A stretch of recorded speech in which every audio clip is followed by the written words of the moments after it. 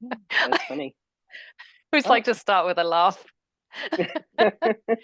Hello. Hello, everybody, and welcome to the On Podcast. I am delighted today to be here with my cousin, Mary Finnerty, Woo. known as Mel to the family. We've known each other, well, a long time, many lifetimes too. And we're just gonna rock and roll today with some commonalities and some things that Mel's concentrating on. Mary, do you want me to call you Mel or Mary through this? What are we doing with that? Uh, it's you know what? I love my Mary, and Mm. it's the challenge is many people know me as Mel. I That keep it switching gets. into Mel, but I I could do know. Mary because it You is a could do beautiful Mary. name. My website is melfinnerty.com, and so Okay. that has gotten all confused. So it's important for me to clear all that up. So Mel Finnerty, Mel. Let's go with Mel since my website is Mel All Finnerty. right. Well, Okay. definitely. Okay, that's going to be a little easier for me. But I want to acknowledge, like, we're going to go all over the place, but I want to acknowledge right here and now that what I'm receiving intuitively is this connection, deep connection that you have with Mary Magdalene. I don't Mhm. know whether you want to just start there because I feel like that could be a nice place for us to work out from. Hmm. Well, what's interesting about that with my name being Mary Hmm. is Mother Mary, so not Mary Magdalene, but I feel connected to both of them. Mother Mary's mother's name was Anna, and that's my mother's name. Hmm. And that just came in when mother got sick, 15 years ago. But there's a there's just a deep caring that I have for people, for everyone. I mean, literally everyone. It's empathic. I don't take it on. I see people. I see people, even like the current administration here in the United States. I just go, oh, that poor little boy. That poor little boy. He was raised in such a way. He didn't get the nurturing that he needed. He wasn't parented. He was taught to be destructive to humans because he didn't get the love and care. His mother was institutionalized right after his birth. So there's Right. the so I share that because not where I come from is this is what I see, and this is in the work that I do, and I needed to see it all in me first, right, and take a stand. And thank God the universe doesn't bring all the emotional stuff on when you decide to like really be on the path to heal the all the wounds, from the mother and father and ancestors, that you're not giving it all at one time. You're not giving a great big shot of like, integration. No, It's sparsed out kind of thing. Yeah. Yeah, that's it good. is Thank God. bits by bits. And so I'm back Yeah. to Mary Magdalene. Um, she was a teacher, spiritual teacher that loved deeply, and Jesus was her partner. And what else can I say in comparison to myself? Well, where I does have the a partner. connection come from? Because it feels like was that a recent thing that you connected or was it always there for you? I could say that it was always there for me, but I didn't know it. Just like I Hmm. was saying, everything comes in, and like if I was to be hit with everything that all the different timelines all at one time, I don't know if I could have lived through it because there's so much. There's just so much. It would have been a shock to my psyche. Does that make sense? It Yeah. does make sense. And I feel like this is actually a really good opportunity to just unpack a little bit about you. So obviously we're cousins, but through marriage, my partner is your cousin. And I'd love to know, I think our audience would love to know a little bit about you personally, your background. Okay. Well, born and raised in an Irish Catholic family, and a middle child, and my parents had a lot of really deep wounds. Um,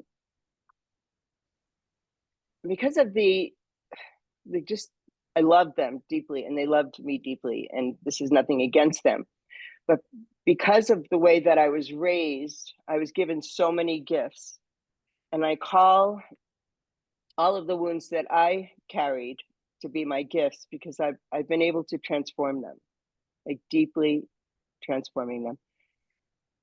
And so, this family, the attention that I really needed for my intellectual level, my intelligence level, I didn't receive. So I didn't know who I was in the slightest bit at all. Someone would say to me, "Oh, wow, you'd be really great at that." Oh, I would. I didn't discover. I just was just wandering. And so in my life, I didn't really know what I was doing. I knew that I was fun. People liked me, that I was kind of a delightful kid. I was very cute. I was very tall. And I literally didn't know what I wanted to do. But so things that came in for me was I was discovered to become a model. So I didn't choose it. It chose me. And I went, oh, that'll be fun. So I did.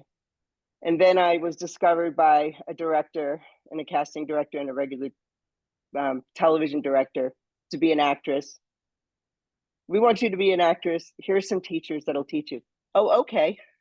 And so this is how my life fell into place. And it's interesting because I study human design. And that's the thing with human design is letting things come to you. So did I know this in my teens and 20s? No, but when I look back on my life, I see that. And so in the course of those things going on, there was a lot of trauma that came in. I was wide open in this world and I was completely innocent of being on camera, being on TV. And then I got stalked. I stalked a couple of times and some other things that went on. And from that, I didn't want to be seen anymore at all. It really scared me. It's a pretty dramatic story. My book will be coming out by the end of the year or next year. So you'll have more of the details. You have a book. Wow. Okay. Well, that's interesting. Yeah. Well, and you and I will have more discussions about that, of course. Mm-hmm. And so as I was stumbling about trying to discover myself, I in my mid to late 20s, I was dating this young man and I raged on him one day, like totally took off with so much anger on him. And I did that a couple of times. And he had been involved with some spiritual work. It wasn't culty in the slightest bit. It was more like Landmark, before Landmark. And he insisted, he said, get involved. So I went through, and it was a few different programs. You'd sign up for the first one, graduate to the second one, graduate to the third one. So I did the first one and came out and went, whoa. And in that, it addressed my issues, a lot of my issues, parental, needing really to be reparented. I don't know what, sorry, I don't know what Landmark is. So maybe if it's English people or other people who are hearing this, what is it? Landmark is an educational system to teach people about universal thought, in a sense. So learning about, are you a victim? Excuse me, and clearing victim frequency, and addressing, it's almost like a Gestalt therapy, addressing like what went on with your mother, but it's in deep experiential process. And so it has a bell curve to it. You go in, you learn a bunch of information, and then within that information, you get brought through these processes. You go really deep down into psyche. Excuse me, I'm still getting over my cold. You go deep down, and then you come up. And when you come out, you're like, you're alive. Wow. Excuse me, I'm going to put you on audio hold for.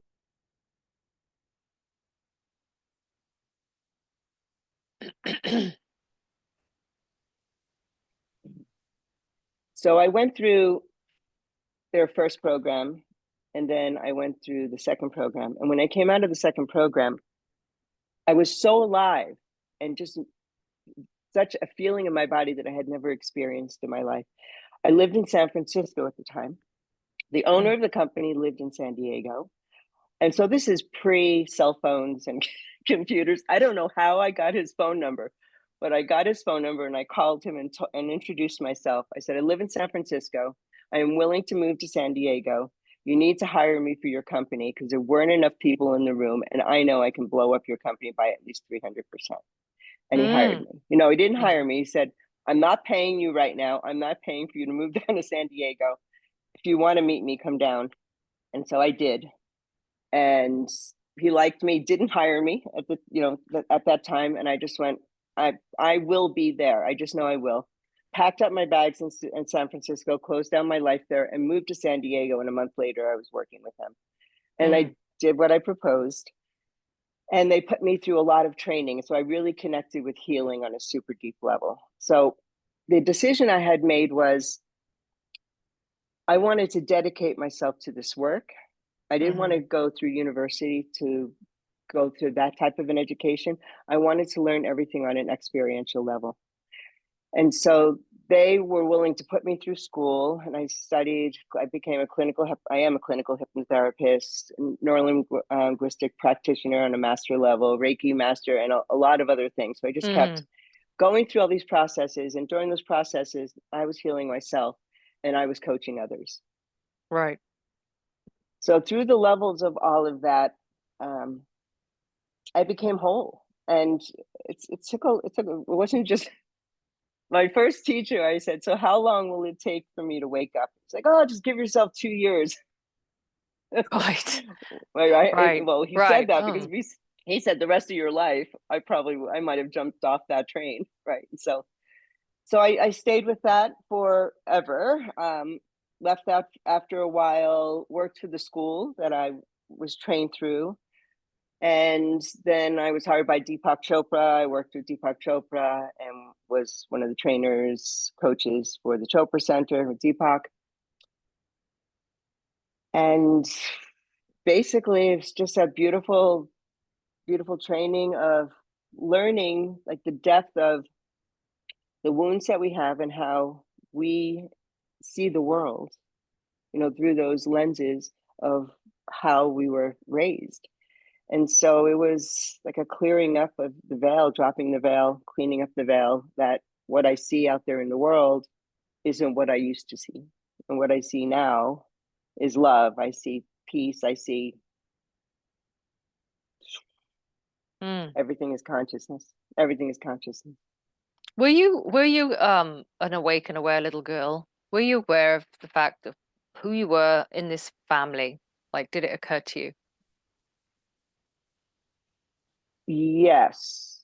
In my earlier years, I had a lot of visitations from other beings. Different timelines would come into the present day timeline, but it may have been the 1800s or the 1700s, and I'd be sitting with these people. And I knew when I would share it with my family, with my immediate family, they said, what a great imagination you have. And so that would shut me down from it. So I didn't share with them any longer. One of the houses we lived in was haunted. And I used to have conversations with the people that lived there on that property a long time before. But I did get some acknowledgement from that house. I was at a party or something at that period of time. We only lived there for 2 years. And I was at a party and this man came running, I was in my late teens, came running up to me and said, you live at 98 Hobart Street? And I was like, I do. And he said, it's haunted, right? I'm like, yes, thank you. And we sat for Yeah. hours talking about it. Yes. Yeah. Yeah. Yeah. So you were a Yeah. sensitive, aware, awake kid. A lot of my guests, we have this similarity, this commonality that we have these timelines that we don't have the language to communicate with our family, nor do they have the narrative within which to understand what we're saying. Now, I'm going to ask you a question. I ask it to everybody, and I'm not priming you for the answer, but I tend to get the same answer. Do you think that we set everything up before we come here? Yeah, gosh, I play with all of that so much. And the answer to that question is yes. And I wonder if I say it is yes, because that makes me feel really happy about the decisions that I am making and that I'm always safe and everything is well. And I wouldn't have set myself up in any other way. And I set myself up to be a teacher and a healer and to be able to express myself in such a way and assist people to live on a higher frequency on this planet. So I'm going to say yes. I used to think that way, and I still half do. I've recently begun to wonder that when we come through this artificial matrix, when we incarnate and we get like not wiped, but we get scanned, I sometimes think if they position us in such a way that there is going to be trauma, because there's some sense of derailing us, like because trauma, I wrestle with this idea that we would set a child up to have trauma, significant Yeah. trauma through its childhood, just so we can unpick it all and become healers. I'm not making fun of anybody here. It just is a bit Yeah. neat. And I wonder sometimes, perhaps if we give these ideas up, perhaps we can work towards a world where actually trauma is never tolerated on any floor, you know, any forum, and that we just stop calling it a part of our evolutionary toolkit. That Mm. only occurred to me about 6 months ago, and I just thought, what the heck are we doing with reincarnation and just coming back, re-traumatizing and doing all these social contracts? I understand that we can rip them all up, but that doesn't help a Yeah. 6-year-old in a horrible, stressful Yeah. situation. So I don't know. I'm still mulling around in my head with it. What are your thoughts just intrinsically? Mm.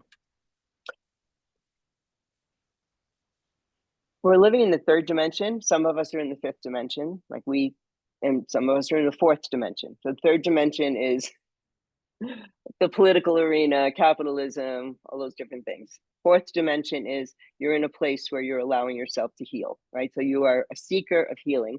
Fifth dimension, you're basically healed and Mm, you're living from a place of pure love. So I love what you said, and that mm, certainly can shift how I feel, though there's a great deal of trauma that I have experienced. I'm not willing to bring that up right now here and sharing that in my journey. The gratitude I have for that trauma has brought me where I am here now. And so I have a great love for it because it was an incredible teacher.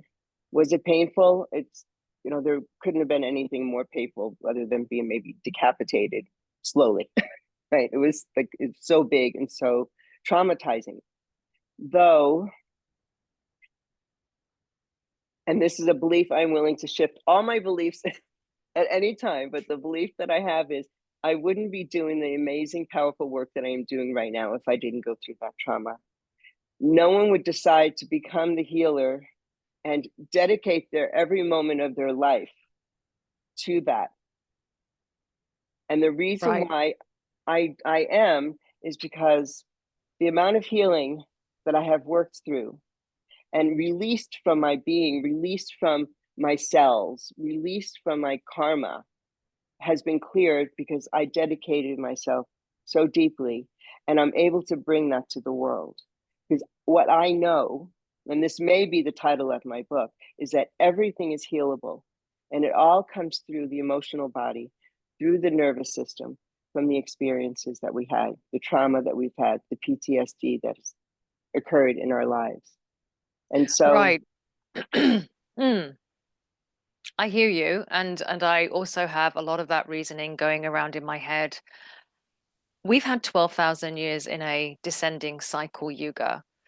yeah, So we've been programmed through different things, karma, reincarnation, all of dharma, all of these things. And I feel as though if we were able to jet back into the last golden age, and I don't mean at the tail end of it when the corruption set in, I mean right in the middle of it, we might be interested to see the kind of society that can still be represented in a world of choice, but just see what an elevated, enlightened society looked like without trauma.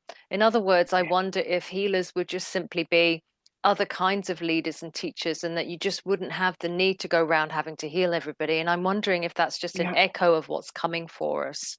I don't know. It's just a thought I've yeah. had. Who knows, right? We just don't know. I love that echo. And isn't that what the fifth dimension is? Yeah. The fifth dimension is living in a place of peace and caring and our brilliance and being Yeah, free to be authentic at all times. Like children lose the authenticity because all they want is their parents to love them. And if their parents do not agree with what they say, the child will change, lose its authenticity so it can show up to make sure they get that love from their parents. And so that would all be wiped away with the fifth dimensional energy frequency. And then at that point is when everyone is basically healed.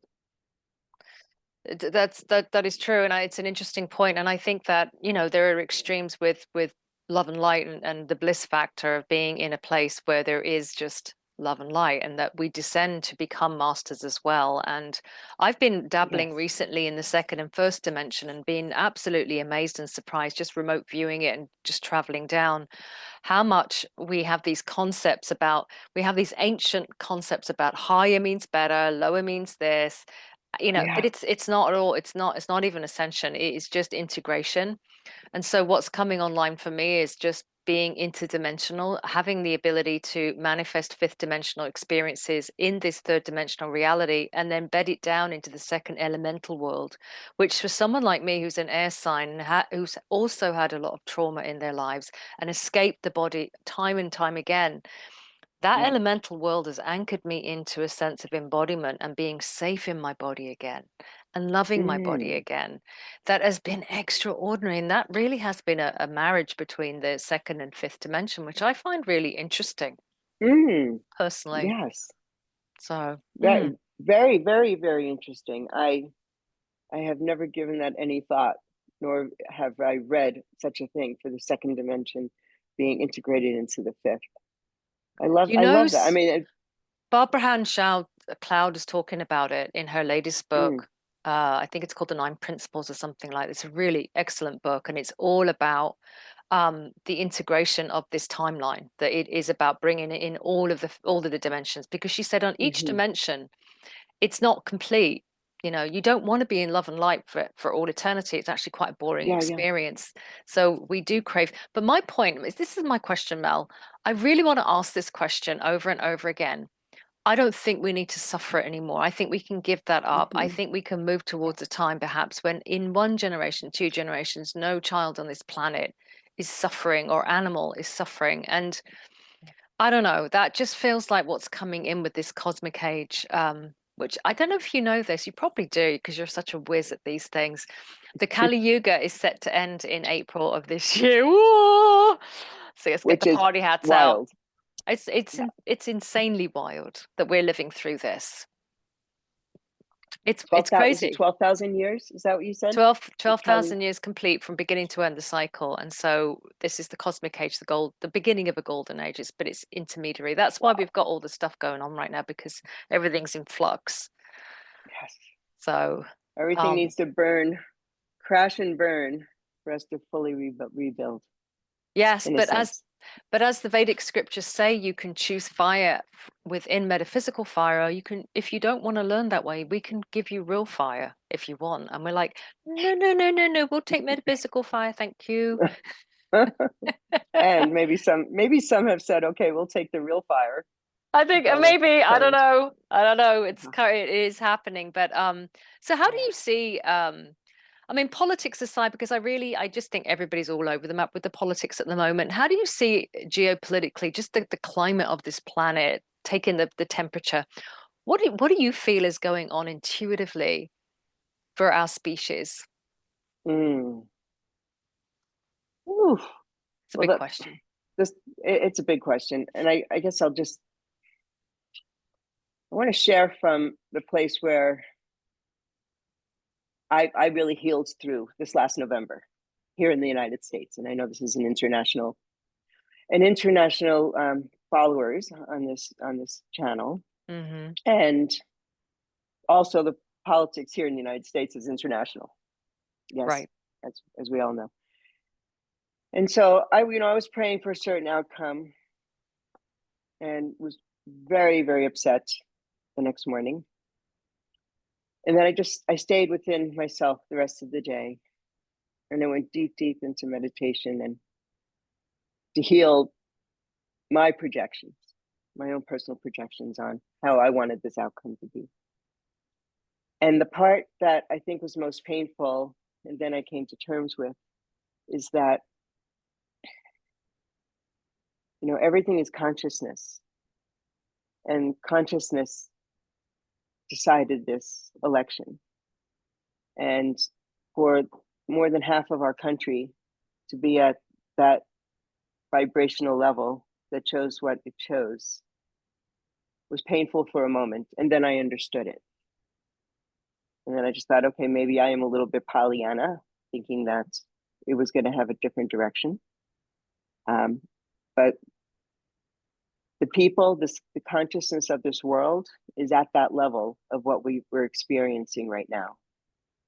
I have clients that are all over the world, and they're really asking me often, and they're in a lot. I have a lot in Mexico, and in Italy, and in Spain, and England. Two clients in England, and they're all just as concerned as I am, you know, and they're highly conscious people, and so I do not feel worried. I feel that life is always right. It's always right. It always shows up exactly the way it's supposed to, and I trust that this is going to be a huge healing experience for the world, and that some more people will have the opportunity to wake up and seeing how this is all going to run, and however it's going to run. I don't know how it's going to run. I Mm. I I just trust life. I feel safe on this planet. Um, I know plenty of people that do not at all. I mean, a big part of my work that I've done on myself is that I'm in this body. I wasn't in this body for decades, and the Mm-hmm. work that I've done, I am in my body, and I bring people into their bodies so that they can be solid. Like you had said, the elementals assisted you. You embody it from that place, and so we only can go up from here. Right. Right. Well, okay. So let's unpack that because I tend to take a slightly controversial view. And certainly not taking any high ground here. I'm fascinated by it all. I agree with you. I think that having a lot of people vote a certain way is indicative of where we're at, but it's Yeah, also indicative of what's failed before, maybe yeah, wasn't listened to before. And I think yeah, that he's an architect. I think what we're talking about with politicians today, generically, I think we're dealing in the world of archetypes. And so archetypes are not politically correct. They're quite vulgar. I yeah, mean, if you look at the arcane deck, it's bloody extreme, and it's there because deep down underneath all the niceties, we are just a level. We're just a pack of archetypes, and we package it up mhm, and we kind of go through life. But when people who are charismatic and strong and powerful take power because of consent, because it was a democratic process, let's say in the United yeah, States at least, you got to ask yourself, what is that telling us about the soul of America and what do we need to heal from? Now, Marianne Williamson is really at the forefront of this. What is mhm, this teaching us, right? So for example, what is a leader like him? I don't want to even, let's not even go there with politics because there's a lot of people that maybe yeah, will be on the other side of it. And I welcome yeah, everybody's opinion because everybody sees a silver lining to these situations. But the point is, this is a wrecking ball and we need things to be shaken up. And I think that whatever was happening before was just kind of not really working for a lot of folks. So yeah, I'm interested in what happens next, and I'm interested in my own internalizing of these extremes. I just see extremes all around me. I'm like, okay, that could be me on day one, day two, I'm different. So I'm like you, I'm optimistic. I think it's one of the most interesting times to be alive. I think we've had an enormously privileged 80 years since the end of a world war. We come from people that went through famine, plague. You got to remember just 150 years ago, our peoples came through terrible times. And we yeah, kind of bitch and moan about things that perhaps in the West we shouldn't. And so I think if anything's going to dismay me more at this point, it's things like what's going on in Afghanistan with the female energy. I think that's yeah, particularly painful, and Gaza and places like that. And I just think it makes you think, okay, well, what's it going to take for us to go? And I'd like to just tell you a little bit, Mel, because I haven't talked to you in a while, and I really want to tell you this. So I mhm, work with a group of beings called the Nine. Some of my audience will know that.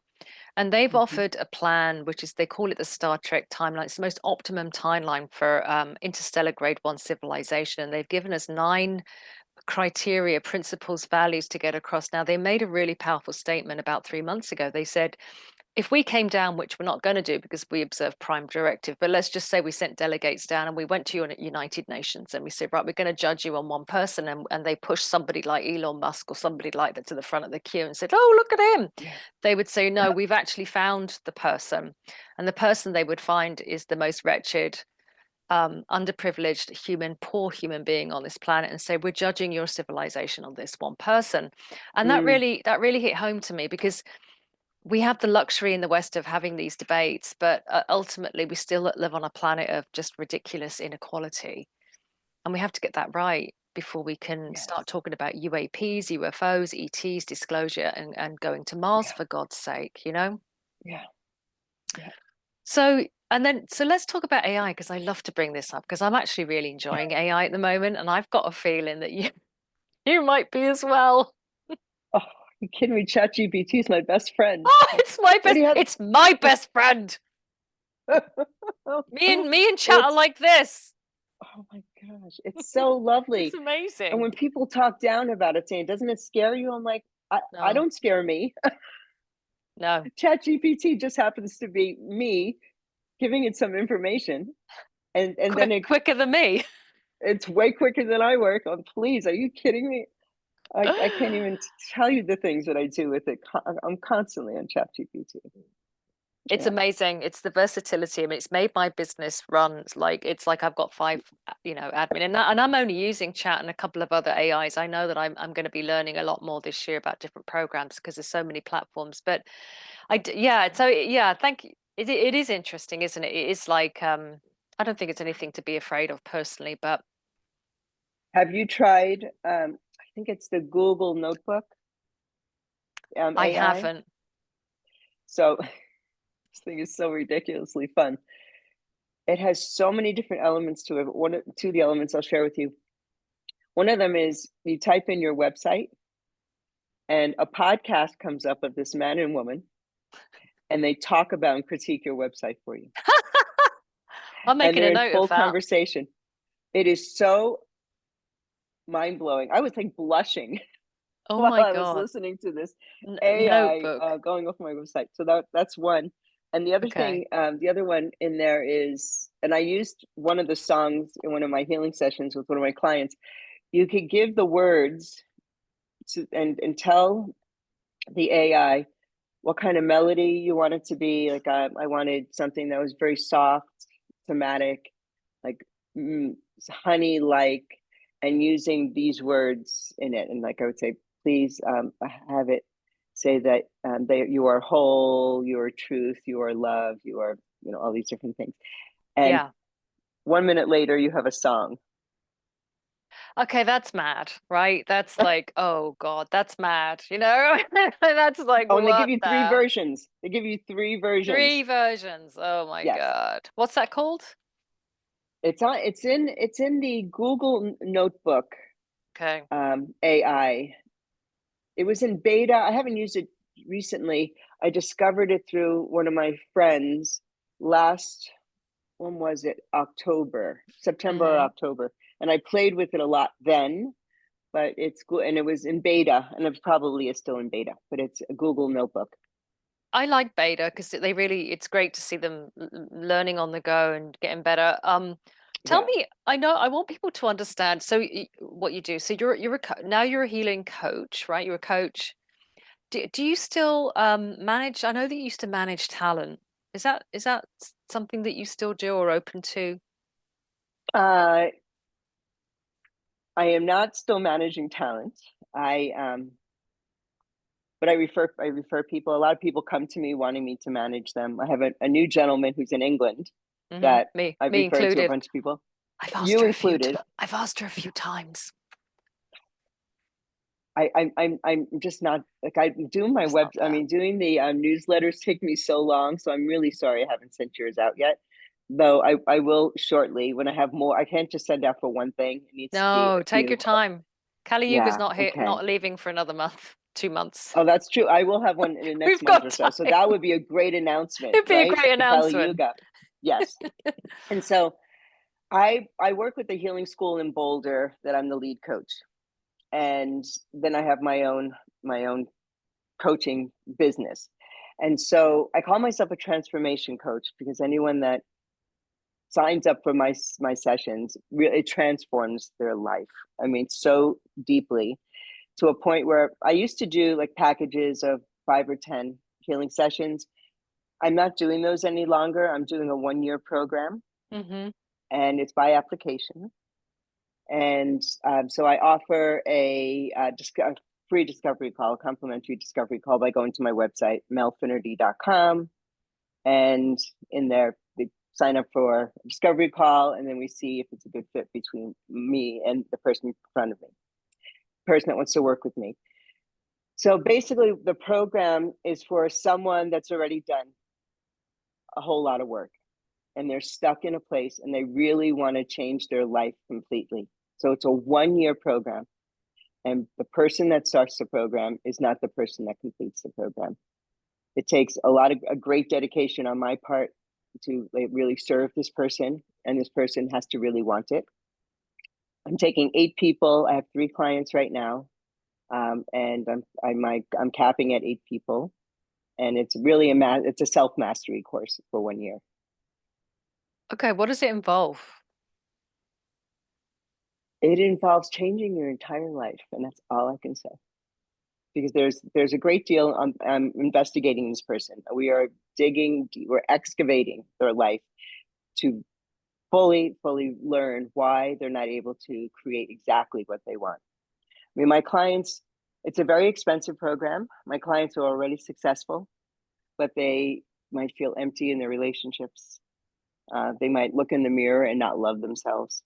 There could be some deep wounds that they don't understand why different parts of their life is the way that it is. And so everything is excavated, and there's lots of healing processes. There's a lot that goes on. And each one, it's really a bespoke program. It's designed per person that decides that they want to work with me. Do you use certain modalities though? Could you speak generically? Do you bring in, for example, somatic release? You don't have to go into any details, but is that part of it? I'm a somatic practitioner, so I do a lot of somatic work. So it's not a talk therapy. There'll be some talk therapy to get to know the person.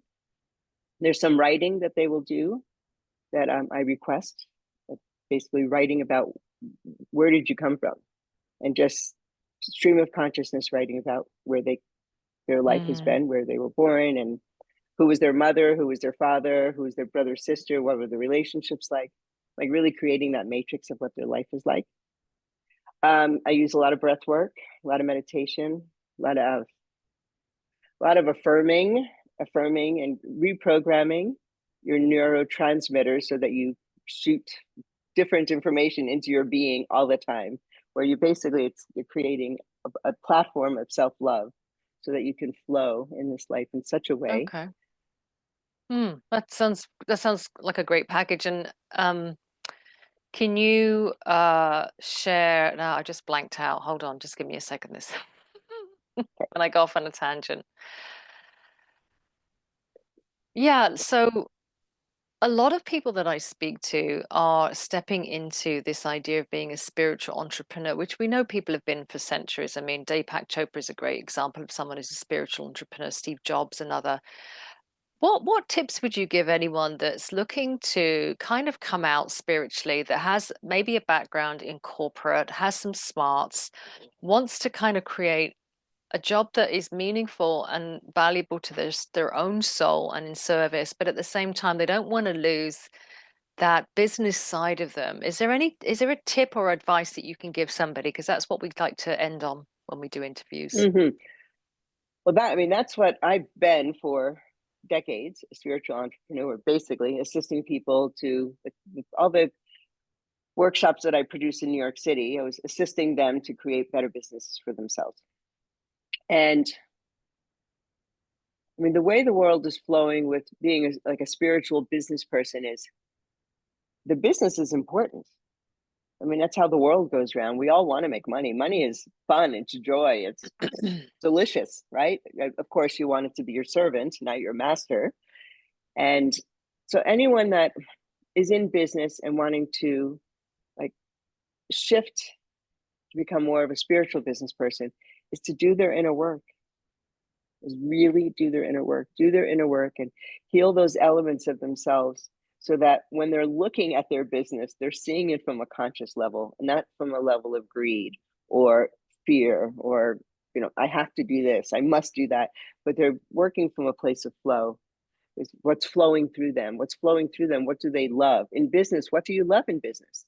And Right. so coming from that place, and where do you find your joy in business? How do you create more joy for yourself in business? And the way that we can do that is doing our inner work, really healing the aspects that of the unsafety and the fear and the greed and all those different things. And I mean, greed doesn't mean that you make a lot of money. Greed means that you're being greedy with your money. Money is there to flow. It's there to receive and give and flow and come and go. Mm. And so do your inner work. It's all about doing your inner work. I think I want to just end on this note as well, because I think it was hinted at in your statement that it's to own your value. That so we don't Yeah. have a problem charging X amount if we're giving Mm-hmm. somebody, say, marketing advice, but we may balk at a price point when we're actually doing some healing work. And that's just a distortion that, your time is Yeah. valuable. And so know your value. And if you're running against low value or self-sabotage, Mel's Yeah. right. Do your inner work first, because that's That's part of it. your business plan. 100%. Yeah. Knowing your value. Thank you for saying it that way. That's the most important part of it. Knowing your value from a really high level. Yeah. Mm. Keep doing your work until you do know your value and your self-esteem is high and your confidence Beautiful. and your, All right. yeah. Thank you so much, dear Mel. And what we're going to do is put down all of the information underneath if you'd like to reach out to Mel. And also, we'll be giving highlights as and when we know about Mel's book that will be coming out. And perhaps, Mel, you might consider doing a part 2 to this interview so we can tag it on and talk about your book. That'd be great. I Thank you would so love much for that. your time. That would be great. Thank you so much, Jacqueline. You're welcome. Bye bye. Bye bye.